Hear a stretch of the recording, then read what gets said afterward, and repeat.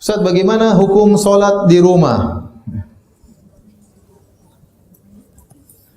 Maka bagi laki-laki ada khilaf di kalangan para ulama tentang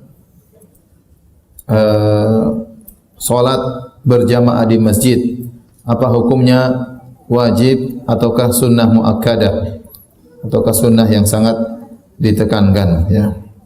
Ada khilaf di kalangan para ulama. Namun jumhur ulama berpendapat bahwasanya solat berjamaah di masjid hukumnya sunnah, tidak sampai wajib. Namun pendapat mazhab Hanabilah bahwasanya salat berjamaah hukumnya wajib, dan itu pendapat yang lebih kuat dan lebih hati-hati. Dalilnya sangat banyak, ya. Dalilnya sangat banyak. Di antaranya Rasulullah SAW, Allah mensyariatkan salat khauf. Allah sebutkan dalam Al-Quran, wa idza kunta fihim fa aqamtam lahumus salat faltakum ta'ifatun minhum ma'ak. Allah jelaskan tentang cara salat khauf. Padahal dalam kondisi perang, dalam kondisi genting tetap diwajibkan salat berjamaah. Kalau dalam kondisi genting saja diwajibkan salat berjamaah, apalagi dalam kondisi tidak genting, ya. Kemudian yang kedua juga nanti akan datang hadisnya, Rasulullah SAW ya berkeinginan untuk membakar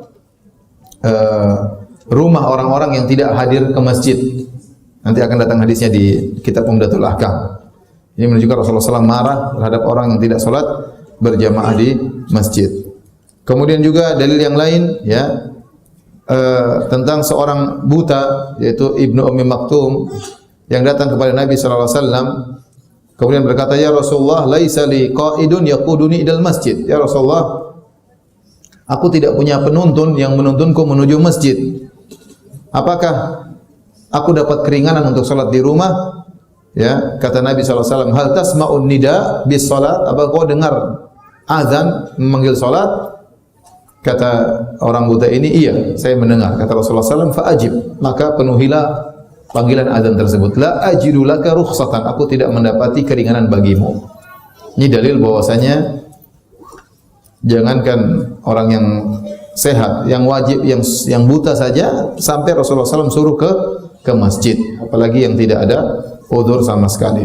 Kemudian dalam Sahih Muslim kata Ibnu Mas'ud, wa laqad ra'aituna wa ma yatakhallafu anha illa munafiqun ma'lumun nifaq. Kami dahulu para sahabat, kalau ada orang tidak salat berjamaah, maka orang tersebut adalah orang munafik yang telah diketahui kemunafikannya. Ini semua dalil, ya, menunjukkan salat di masjid hukumnya wajib. Ya, demikian juga dalam hadis kata Rasulullah SAW, man sami'a nida falam yujibhu fala salata lahu. Barang siapa yang mendengarkan azan dikumandangkan, kemudian dia tidak menuju ke masjid tersebut dengan jarak yang wajar, ya, bukan masjid sampai 3 kilo kedengaran azan, enggak, ya. Artinya kata para ulama, maksudnya suara azan yang dikumandangkan di waktu yang tenang, ya, kira-kira taruhlah sekilo mungkin, ya. Lebih daripada itu tidak wajib, ya. Ada ukuran jarak yang para ulama mengatakan kalau masih sejarak itu maka hendaknya dipenuhi. Lebih daripada itu maka tidak wajib. Meskipun tidak wajib, kalau kita punya kendaraan, kita naik kendaraan menuju ke masjid tersebut. Tapi kata Nabi, man sami'a nida falam yujibhu fala salata lahu. Barang siapa dengar azan dikumandangkan dan dia tidak memenuhi panggilan tersebut, maka tidak ada salat baginya. Ini menguatkan salat berjamaah di masjid hukumnya wajib. Namun saya ingatkan para hadirin, terutama para lelaki sekalian, kita beda tatkala kita salat berjamaah karena cinta dengan masjid, dengan karena merasa itu kewajibannya. Maka kita latih diri kita. Mungkin sekarang kita ke masjid karena itu wajib, tapi kita harus latih diri kita sampai kita rindu mendengar panggilan tersebut. Karena di antara 7 golongan yang Allah naungi pada hari kiamat kelak, kata Nabi SAW, rajulun qalbuhu mu'allaqun bil masajid. Itu seorang yang hatinya rindu ke masjid. Dia rindu kapan dikumandangkan azan. Jangan sampai kita mendengar azan malah kita merasa beban. Aduh, ke masjid lagi, ya. Memang biasa, memang berat, ya, ke masjid berat. Tetapi maksud saya kita melatih diri kita sampai kita hadirkan dalam diri kita rindu ke masjid. Kalau sudah ada dalam hati kita, dan ini tidak, yang tahu hanyalah Allah Subhanahu Wa Taala.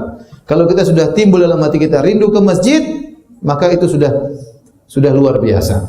Sudah termasuk dalam hadis tadi, 7 golongan yang Allah naungi pada hari kiamat kelak. Di antaranya rajulun qalbuhu mu'allaqun bil masajid, seorang yang hatinya rindu untuk ke masjid.